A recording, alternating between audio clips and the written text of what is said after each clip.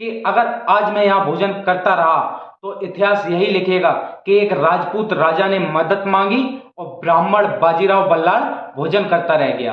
कश्मीर में जो हुआ वही अब दिल्ली में होने लगा है। अगर इस चीज पे दोस्तों हम नहीं बोलेंगे, एक साथ खड़े नहीं होंगे, तो धीरे धीरे पूरा देश ही कश्मीर बन जाएगा और हर जगह से ब्राह्मण भगा दिए जाएंगे। जिस व्यक्ति ने अपनी आयु के 20वें वर्ष में पेशवाई के सूत्र संभाले हों और 40 वर्ष के कार्यकाल में 42 युद्ध लड़े हों, जी हाँ, जो सदा ही विजय रहा हो यानी कि अपराजय रहा हो, ऐसे महान और पराक्रमी व्यक्ति को आप क्या कहेंगे? आशिक। जी हाँ दोस्तों, मैं विशाल तिवारी बहुत बहुत स्वागत करता हूँ आप सभी का हमारे आपके अपने यूट्यूब चैनल विशाल के विचार पर। जी हाँ, आज का जो हमारा विचार है पेशवा बाजीराव बल्लाळ को लेकर है। जी हाँ दोस्तों, वैसे तो उनके बारे में कभी हमें इतिहास में भी नहीं पढ़ाया गया है और बॉलीवुड में एक फिल्म भी आई थी संजय लीला भंसाली की, बाजीराव मस्तानी।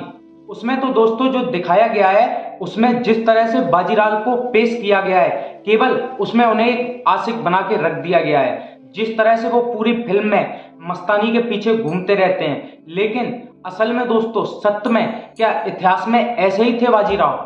जी नहीं दोस्तों, आज मैं विशाल तिवारी आप लोगों को बाजीराव पेशवा के इतिहास से अवगत कराने वाला हूं। जी हाँ दोस्तों, चैनल पे आगे बढ़ने से पहले अगर आप हमारे चैनल पर नए हैं तो नीचे सब्सक्राइब बटन को प्रेस करके और बेल आइकन को ऑल पे सेट करें दोस्तों, जिससे कि आगे आने वाले हमारे इसी तरह के वीडियो की नोटिफिकेशन सबसे पहले मिले आप लोगों को। 18 अगस्त सन 1700 में जन्मे उस महान व्यक्ति का नाम है पेशवा बाजीराव बल्लाळ। जी हाँ दोस्तों, जिनका हमें इतिहास में कहीं भी विस्तृत तरीके से उल्लेख नहीं मिलता है। जी हाँ दोस्तों, मैंने गूगल किया था और एक दो किताबें भी मैंने पढ़ी हैं इस बारे में, कहीं कहीं उनके टाइटल जो पढ़े हैं पेशवा बल्लाळ जी के, तो उसमें मैंने पाया था कि जो बुंदेल के राजा हुए थे, राजा छत्रसाल, जब उनके ऊपर फंगस खान ने आक्रमण किया था तो उन्होंने एक पत्र लिखकर पेशवा बाजीराव के पास भेजा था।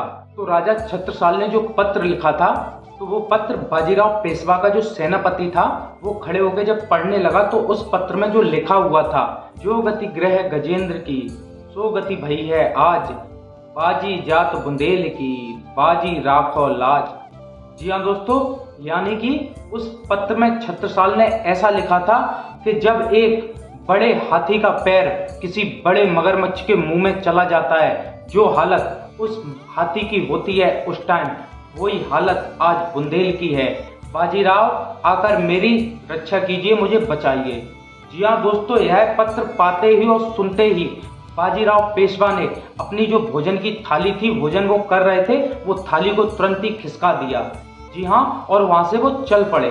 तो जैसे ही भोजन की थाली छोड़कर बाजीराव आगे की तरफ बढ़ते हैं, बगल में ही उनकी पत्नी बैठी हुई होती हैं, वो कहती हैं कि स्वामी भोजन तो करते जाइए। जी हाँ दोस्तों, तब जो पेशवा कहते हैं वहां पर उनसे कि अगर आज मैं यहाँ भोजन करता रहा तो इतिहास यही लिखेगा कि एक राजपूत राजा ने मदद मांगी और ब्राह्मण बाजीराव बल्लाळ भोजन करता रह गया। जी हाँ दोस्तों, ऐसा इतिहास में बहुत ही कम देखने को मिला है कि किसी योद्धा ने 10 दिन का सफर मात्र 48 घंटे में पूरा किया हो।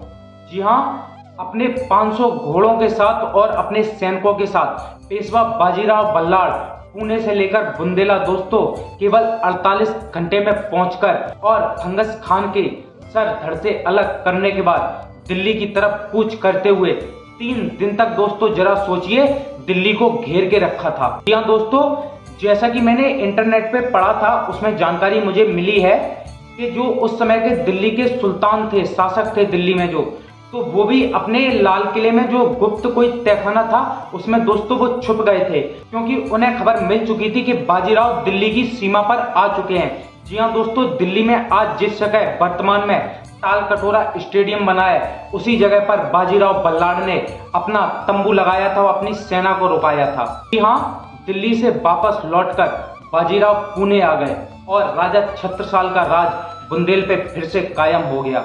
इसके बाद छत्रसाल ने दोस्तों बाजीराव के ऊपर एक और दोहा लिखा था। उस दोहे में उन्होंने अपने कहा था कि जब उपजे दो ब्राह्मण, एक परशु एक बाजीराव, एक डाही रजपुतिया एक डाही तुर्काव।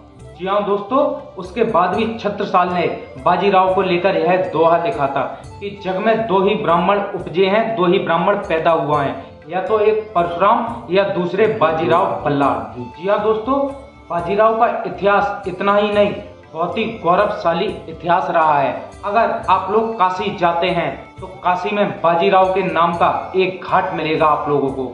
जी हाँ, जिसे स्वयं बाजीराव ने अपने हाथों से 1735 ईस्वी में बनवाया था। और अगर आप दिल्ली के बिरला मंदिर जाते हैं तो वहां पर भी आपको एक बाजीराव की मूर्ति देखने को मिलेगी। और अगर आप गुजरात के सौराष्ट्र जाते हैं तो वहां पर भी बाजीराव के द्वारा बनवाए गए मंदिर वगैरह आपको देखने को मिलेंगे।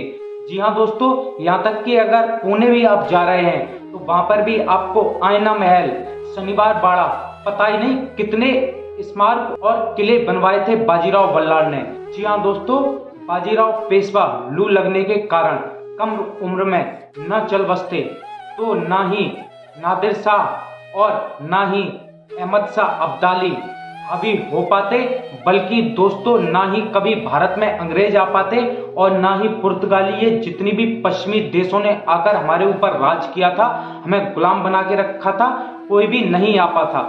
लेकिन कहा जाता है ना कि जब जरूरत पड़ती है हम कभी भी एकत्र नहीं होते हैं, चाहे समय वो पुराना हो चाहे समय आज का नया हो।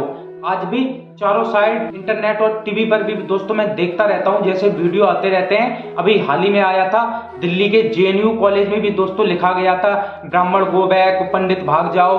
आज से नहीं चला आ रहा है दोस्तों, ये पुराना चला है। कश्मीर में जो हुआ वही अब दिल्ली में होने लगा है। अगर इस चीज पे दोस्तों हम नहीं बोलेंगे, एक साथ खड़े नहीं होंगे, तो धीरे धीरे पूरा देश ही कश्मीर बन जाएगा और हर जगह से ब्राह्मण भगा दिए जाएंगे।